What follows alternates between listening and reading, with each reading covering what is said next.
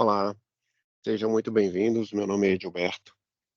Estamos no canal Fácil Demais e a ideia da aula de hoje é um conceito básico, uma descrição resumida, que a gente chama aí de uma dose homeopática, se é que podemos falar assim, acerca de fundamentos de banco de dados, que é uma disciplina bastante importante do ponto de vista de análise e desenvolvimento de sistemas, do ponto de vista de ciência de dados, especialmente voltada para a questão de guarda de dados, persistência de dados, mas também com base para a parte específica de modelagem. Então, é um conceito que deve ser utilizado como referência para todas as pessoas que vão desenvolver sistemas ou que estejam afetos a ele, tanto infraestrutura quanto desenvolvimento mesmo de fato, ou para quem vai trabalhar com a parte específica de gerenciamento de serviços voltados para banco de dados. A ideia não é esgotar o assunto, eu estou passando aqui alguns materiais referenciais especificamente sobre o tema, e a ideia, como eu disse, é fazer uma aula mais curta, né, apesar de descrever somente aquilo que é mais vital na contextualização do que seria o banco de dados.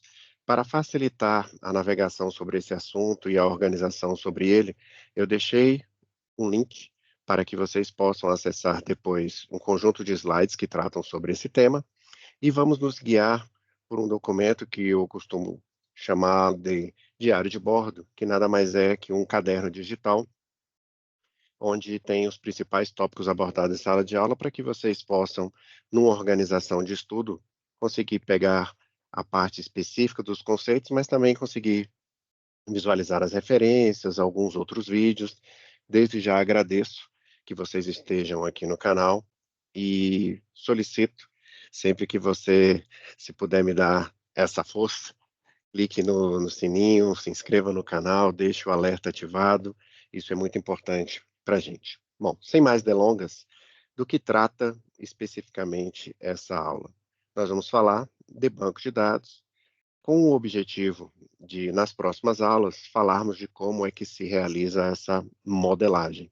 Para que a gente possa fazer a modelagem de um banco de dados, inicialmente a gente precisa saber o que é um banco de dados. E como eu disse para vocês, esses conceitos topicalizados, eles se encontram nesse conjunto de slides, onde vocês vão encontrar, além da parte específica de definição, vocês vão encontrar a parte de conceitos específicos sobre determinado assunto, conceitos gerais mais voltados para banco de dados, tipos de banco de dados, o que, que seria um banco de dados, como usá-lo, onde usar, qual é a diferença básica que a gente tem aí de um banco de dados, de um SBD, por que não usá-lo, quais são esses princípios voltados para a questão de dependência. Eu vou tratar sobre todos esses assuntos aqui e vou me guiar especialmente pelo diário de bordo, mas para aqueles que gostam de ter um conjunto de slides para poder estudar de modo com que vocês consigam fazer referências sobre o assunto, está aqui o material disponível para vocês. Bom, então, inicialmente, é importante frisar que um banco de dados, no momento em que a gente está colocando aqui, é em gênero. Então, qualquer forma de repositório de dados que eu possa buscar esses dados após a sua persistência, ou seja, após a sua gravação, quer seja um arquivo TXT, quer seja um arquivo XLS do Excel, quer seja um banco de dados mesmo de fato, quer seja um arquivo do Word, quaisquer formas de armazenar esses dados, nós vamos conceituar como um banco de dados. Só que para ser, de fato, um banco de dados, de maneira com que você possa utilizá-lo de maneira mais fácil, tanto na área de data science, na área de inteligência artificial, especificamente na área de desenvolvimento de sistemas, é importante que esses dados, de alguma maneira, eles sejam organizados. Para tanto, deixei aqui alguns links que eu julgo interessante depois vocês assistirem, que trata de uma maneira bem lúdica, né, do que vem a ser um banco de dados, noções específicas do que seria um banco de dados, né, de como é que ele funciona. Na playlist do meu canal do YouTube Fácil Demais, vocês vão encontrar um conjunto de vídeos afetos a banco de dados, né, que vai desde a introdução de banco de dados até questões mais avançadas em relação à segurança, performance, a alta disponibilidade, enfim, outros conceitos afins que a gente vai tratar aí ao longo desses cursos. É importante também colocar alguns pontos, e eu gosto muito de frisar isso, que a TI ela é muito dinâmica e ela evolui muito rápido. Então, aquilo que a gente tinha como paradigma fiel lá em 1960, 1970, como sendo o sistema de arquivos, e a sua evolução, depois eu vou colocar isso aqui de uma maneira mais resumida, e a sua evolução para os bancos de dados que temos em cloud hoje, ele perpassa de sistemas de arquivos a ter sistemas de arquivos hoje com storage objeto. Então, na verdade, a gente tem um conjunto de evoluções que, à medida que o tempo vai passando, a gente vai agregando. Isso quer dizer que nada, né, especialmente em TI, nada se cria, tudo se transforma. A mesma coisa acontece aqui, eu vou mostrar para vocês alguns conceitos que evoluíram, né, de sistema de arquivos até a questão dos bancos de dados. E como é que se encontram hoje os bancos de dados? Se olharmos hoje do ponto de vista, né, estamos em 2024, se olharmos aqui o quadrante mágico de 2023, publicado pela Gartner, aqui descrito no site da InterSystem, a gente consegue ver que há um grande conjunto de disponíveis players no mercado para que a gente possa atuar no banco de dados, né? Hoje encontra-se a AWS como sendo aí a principal, né, a líder de mercado, seguida da Microsoft, da Google e da Oracle, mas isso não quer dizer que os outros também não sejam importantes. E à medida que a gente avança em cada um desses conceitos, a gente vai entendendo o grau de evolução. Se vocês buscarem esse quadrante mágico aí desde a sua primeira publicação até hoje, vocês verão que isso mudou de posição algumas vezes. A Oracle já esteve lá na frente, depois veio a Microsoft, aí surgiu a questão dos bancos de dados em nuvens, veio a Google, a questão do Alibaba também, especificamente em relação à parte de cloud, enfim, todos esses conceitos que foram colocados e essas evoluções, ao longo do tempo, elas foram modificadas, né? Tanto é que hoje nós temos em nosso cenário banco de dados NoSQL, bancos de dados massivos que tratam de milhões e milhões de dados por segundo. Basta a gente lembrar aí de plataformas como o YouTube, o Instagram, o eh, próprio WhatsApp, né, podemos colocar assim. São bases de dados que precisam ter muita resiliência, precisa ter um alto grau de performance. Se você pensar numa base de dados como do Netflix, uma base de dados como a da Google, então são bases de dados realmente gigantescas. E para suportar essa quantidade de dados que avança cada vez mais, né? Tem estatísticas que dizem que a cada 2, 3 anos a gente quase que duplica a quantidade de dados que a gente já tinha produzido nos 2 ou 3 anos anteriores, né? Isso vai avançando ao longo do tempo. A produção de dados realmente ela é quase que numa escala exponencial. Então, não vou entrar aqui em cada link, mas acho que e julgo importante depois vocês acessarem, dar uma olhada como é que se encontra esse mercado. Até para aqueles que vão entrar no mercado ou pretendem entrar no mercado, é importante saber quais são os líderes de mercados hoje, né, no cenário específico.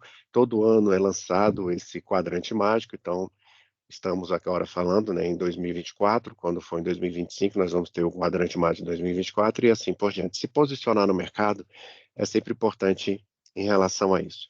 Para as nossas próximas aulas, por tratarmos com banco de dados relacionais, eu julgo depois interessante fazer o download do MySQL Workbench para quem já trabalha com o Champ ou o AMP ou essas plataformas para início de desenvolvimento com PHP. Podemos utilizar também a plataforma específica do MySQL juntamente com o PHP, né, que é o PHP MyAdmin.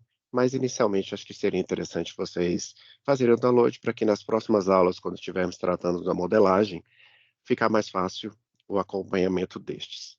Pois bem, começando aqui, como eu disse também, né, vou repetir aqui, a ideia não é detalhar ou entrar muito a fundo em cada um desses conceitos, porque essa aula, a ideia dela é realmente ser uma aula mais breve. Mas alguns conceitos precisam ser colocados, né? O primeiro deles é a questão do banco de dados. Então, um banco de dados pode se colocar em gênero, de acordo com o NAVAT, que é uma coleção de dados relacionados.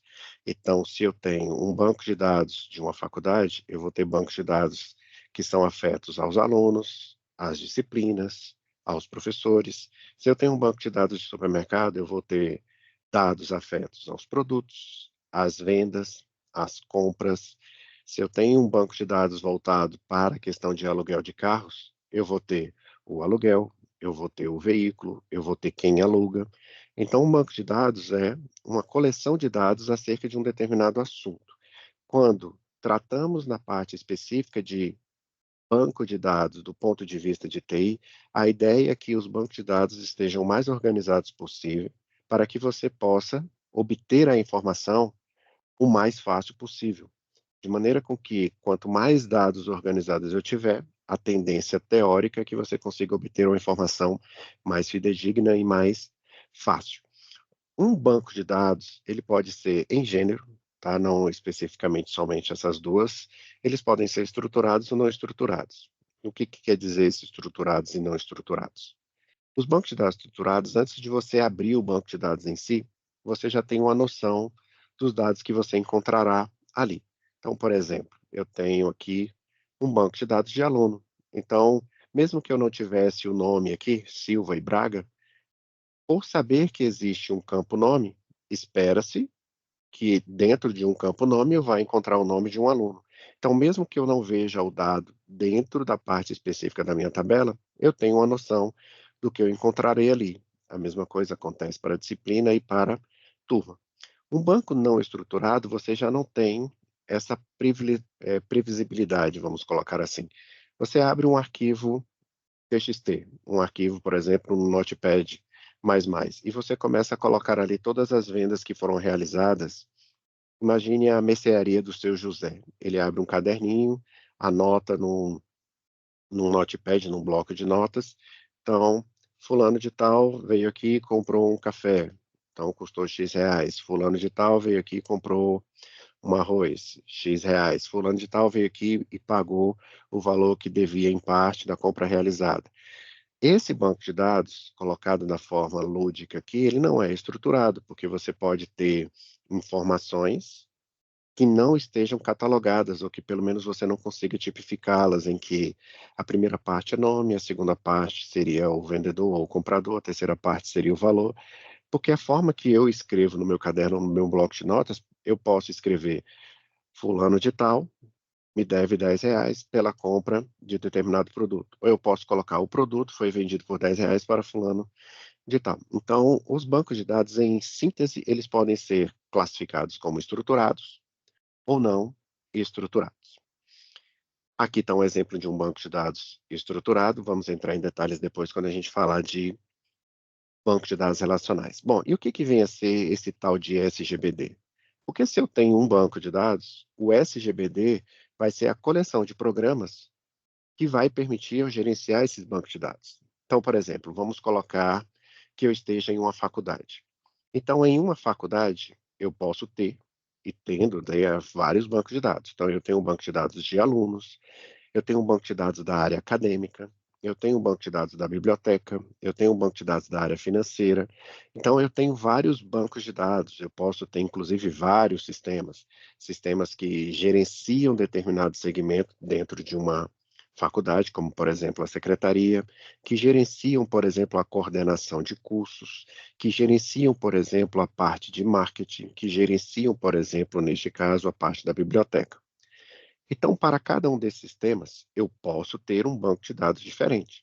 Isso não quer dizer que eu não tenha dados que possam ser comungados por mais de um sistema. Então, imagine, um sistema acadêmico, por óbvio, ele vai ter que ter dados específicos, né, pensando na faculdade, um banco de dados específicos de aluno, onde nesse sistema acadêmico eu terei lá o e-mail, o RGM, a matrícula do aluno, e o seu e-mail e aonde ele está matriculado, na turma A, na turma B. Esse mesmo aluno, ele é presente dentro do banco de dados da biblioteca, só que na biblioteca ele vai ter um nome, um RGM, e ele vai ter lá um registro específico de empréstimo, dos empréstimos que foram realizados junto à biblioteca. Já para a área financeira, ele vai ter um nome completo, um RG, ele vai ter um contrato, ele vai ter um endereço, ele vai ter um número de telefone. Então, a forma que eu visualizo os meus dados, ela depende da pessoa que a visualiza, ou depende do sistema que a visualiza. Por exemplo, ao professor, No ambiente acadêmico, não cabe acessar, por exemplo, qual foi a data do contrato que foi assinado, qual é o responsável do contrato, qual é o CPF do aluno. Da mesma forma que a biblioteca não tende a necessitar da nota, da média do aluno, que é, neste caso, nessa referência, uma responsabilidade do professor. Então, cada banco de dados ou cada organização específica no banco de dados tende a trabalhar especificamente em um nicho. Por isso a gente diz que ele é uma coleção. E novamente colocando aqui, isso não quer dizer que determinadas coleções comunguem dados em comum. Nesse caso, né, os dados de aluno são compartilhados entre os sistemas acadêmico, biblioteca e financeiro, neste exemplo que eu acabei de colocar. E para que eu consiga buscar os dados que foram armazenados, buscar os dados que foram atualizados, ou fazer uma pesquisa, um merge, né? Descobrir, por exemplo, quem são as pessoas que se matricularam no curso A no turno matutino e foram para o turno noturno, quais foram os alunos que saíram da graduação e migraram para a pós-graduação, qual é o percentual de egressos que entraram no mercado de trabalho, quantos alunos estão estagiando. Para tudo isso, eu vou ter uma série de componentes dentro dos meus bancos de dados que vão permitir eu buscar esses dados, fazer a pesquisa de uma maneira com que eu venha de uma maneira eficaz e eficiente, trazer os meus dados e persigi-los de maneira permanente, ou seja, a partir do momento em que eu insiro os dados, eles não vão ser modificados por outros, a não ser que seja uma outra transação que trate sobre o mesmo assunto. Então, exemplo, a secretaria pode mudar o número de telefone a partir de um pedido do aluno que fez a atualização do seu número. Essa atualização vai ser vista pela área de coordenação dos cursos, no momento que ele quiser entrar em contato com aquele aluno. Mas quem é que é o responsável por atualizar esse telefone? No exemplo colocado aqui, muito possivelmente não caberia à biblioteca nem ao professor. Determinada nota deve ser lançada para o aluno X. Então, ele obteve uma média 10. Quem é responsável por inserir essa nota? O professor. Quem é responsável por divulgá-la? Em última instância, por exemplo, a secretaria, no momento em que for publicado, por exemplo, um diário ou um histórico escolar.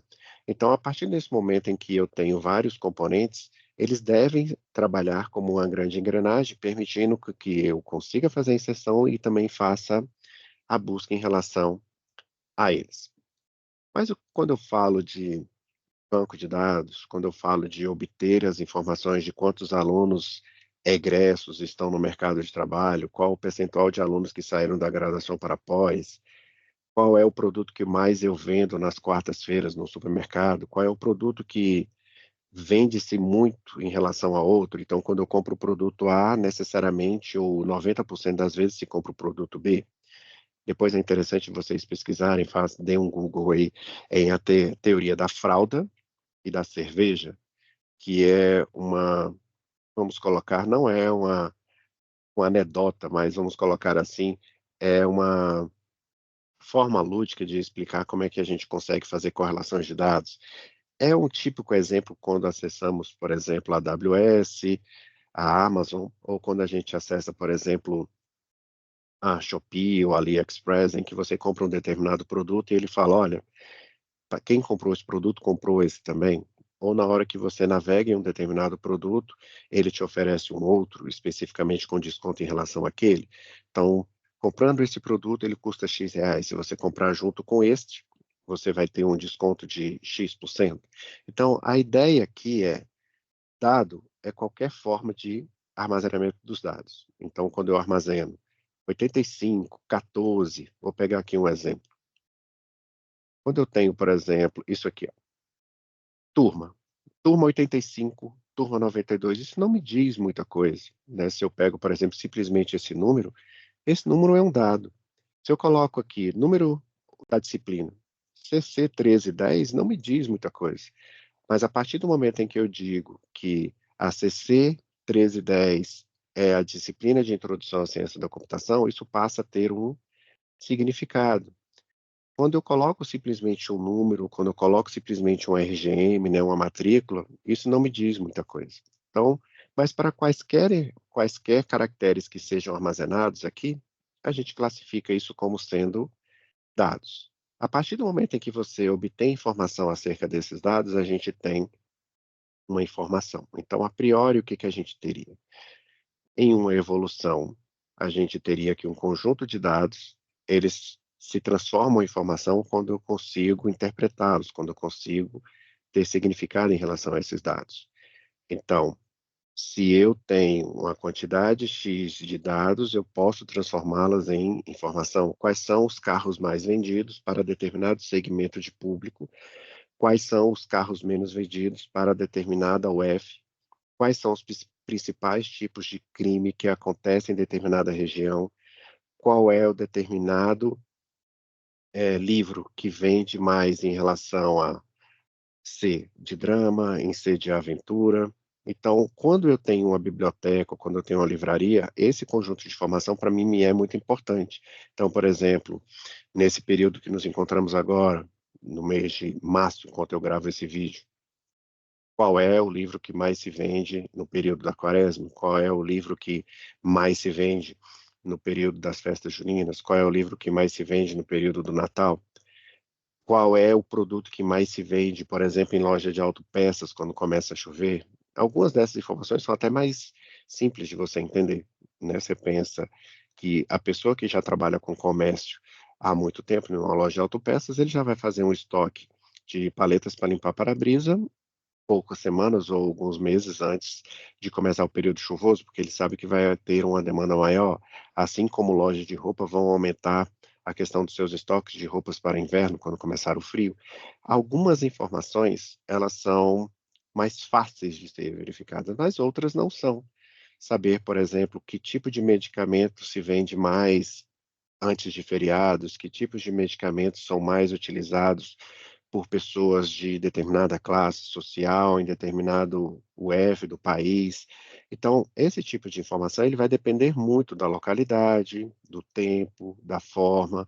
Então, quando eu tenho um conjunto de dados em que ele tenha significado, a gente chama isso de informação. Qual é o produto que mais vende nas quartas-feiras? Eu descubro que fazendo uma pesquisa nos últimos 6 meses, eu descubro que carne é o que mais se vende na quarta-feira, mas eu não consigo vender bem nem sal e nem carvão. Então, eu vou fazer uma promoção específica, vou fazer um marketing específico para que esses produtos sejam vendidos juntos. Eu descubro que a venda de verduras às terças-feiras no meu supermercado ela é muito ruim. Então, o que que eu faço? Eu crio um marketing permitindo com que a venda de verduras naquele dia tenha um desconto, seja mais barata. Eu crio uma terça das verduras. Então, a ideia da informação é justamente para que você possa tomar uma decisão, que é o nosso conhecimento, que é a partir do momento em que você aplica determinados padrões, você aplica determinadas informações em conjunto, você passa a ter um conhecimento, você passa a comprar aquele produto, você passa a dar desconto naquele produto, você passa a trabalhar com aquele segmento. Então, em gênero, em síntese, a gente teria que os dados são quaisquer caracteres que você possa guardar no seu banco de dados. Os bancos de dados são dados que trabalham por forma de coleção, ou seja, um banco de dados é uma coleção de dados com objetivo em comum, o banco de dados do supermercado, o banco de dados da concessionária, o banco de dados da farmácia. No momento em que eu tenho vários dados dentro de um banco de dados, a ideia é que o seu sistema permita, de maneira autônoma ou não, obter informações. Daí a aplicação de inteligência artificial ou a aplicação de técnicas ou algoritmos de aprendizagem, que vai permitir com que determinados padrões sejam obtidos, quer seja de maneira automática pelos algoritmos, ou quer seja a partir da análise de pessoas olhando o seu banco de dados, fazendo análise dos seus dados e verificando quais são as diretivas que eu devo atuar em relação a elas. Isso lá atrás começou a ser visto, né, ou pode ser visto lá atrás como sendo um grande conjunto de dados, né, que não necessariamente eles estejam organizados, né. Hoje a gente visualiza os nossos bancos de dados de uma maneira mais, vamos colocar, mais macro, dessa forma, né, você teria ali uma abstração em relação à biblioteca, naquele exemplo que eu coloquei aqui da faculdade. Então, os meus dados abstraídos da biblioteca vão me dizer quais são as principais publicações que os alunos buscam quais são os principais livros que são emprestados, quais são os principais periódicos que são acessados pelos meus alunos. A partir dessa abstração, eu consigo visualizar os meus dados, faço com que tanto alunos, quanto bibliotecários, quanto professores acessem minha base de dados procurando sobre livros ou publicações específicas. De maneira com que esses dados eles tenham, na sua forma de guarda de dados, na forma em que, ao enviar os dados, quer seja cadastrando um livro na biblioteca, quer seja cadastrando um aluno na secretaria, quer seja cadastrando uma nota para uma disciplina, você tenha numa transação de dados, que é uma operação que você realiza no banco, tem os conceitos da atomicidade, consistência, isolamento e durabilidade. Isso quer dizer que, se você efetuar uma determinada transação e, porventura, essa transação falhar, ela tem que ser restabelecida desde o seu início, ou seja, eu tenho que fazer, entre aspas, um Ctrl Z. Seria equivalente, um exemplo, a eu estou fazendo a transferência de um TED de um banco A para o banco B. No momento em que eu faço essa transferência da pessoa A para a pessoa B, caso no momento em que eu esteja fazendo a transferência para a pessoa B, então eu retirei, vamos imaginar, R$ 100 da minha conta, e estou transferindo R$ 100 para a conta da pessoa B. Tirei os R$ 100 da minha conta e agora estou no momento de transferência para a pessoa B. Nesse exato momento acontece um problema, uma queda de energia elétrica, por exemplo, uma perda de acesso à rede. Essa transação, ela não pode ser concluída, porque se ela for concluída nesse estágio, eu retiro o dinheiro da minha conta, mas não deixei o dinheiro na conta da pessoa B. Então, quando a transação ela não é concluída, eu tenho que voltar ao estágio inicial. Nesse caso, os R$ 100 é como se ele não tivesse saído nunca da minha conta. A consistência vai permitir com que as regras impostas nesse conjunto, nessa transação, elas sejam mantidas do início até o fim. Várias pessoas podem fazer transferências bancárias ao mesmo tempo. Então, você acessou, por exemplo, o Internet Bank do seu banco. Naquele mesmo momento em que você está fazendo um TED, dezenas ou centenas de outras pessoas estão fazendo a mesma coisa, para contas diferentes, valores distintos, e você, como usuário, você não consegue visualizar essas transações. É um princípio do conceito de isolamento. E uma vez que eu tenha transferido esse dinheiro, R$ 100 da minha conta para a pessoa B, essa transação ela não pode ser modificada a não ser por outra transação, e caso ela não seja, ela tem que permanecer durável, né? O conceito de durabilidade. Uma persistência realizada só pode ser modificada por outra transação. Então, uma vez que a transação tenha sido concluída com sucesso, ela passa a ser durável, entre aspas, na teoria, para sempre. Então, para sempre aqueles dados vão ficar gravados ali no seu banco de dados. E quais são, né? Aí aqui está um resumo, né, do que eu acabei de falar, da atomicidade, a consistência e do isolamento. Todas essas figuras aqui, eu estou deixando os links de referência para que vocês possam acessar e depois buscar mais informações sobre cada uma delas. Então, aqui, para começarmos a parte de tipos de banco de dados, eu encerro essa primeira parte, onde a gente fez esse resumo, né, do que seria banco de dados, dados, e no segundo vídeo eu vou continuar falando agora mais especificamente dos tipos de banco de dados. Bacana? Então, até a próxima. Como eu disse no início, se você puder colaborar, inscreva-se aí no canal e espero que tenha gostado dessa aula. Vamos partir aí, então para tipos de dados na próxima. Muitíssimo obrigado e fiquem com Deus. Tenha aí um dia, uma semana abençoada. Até a próxima.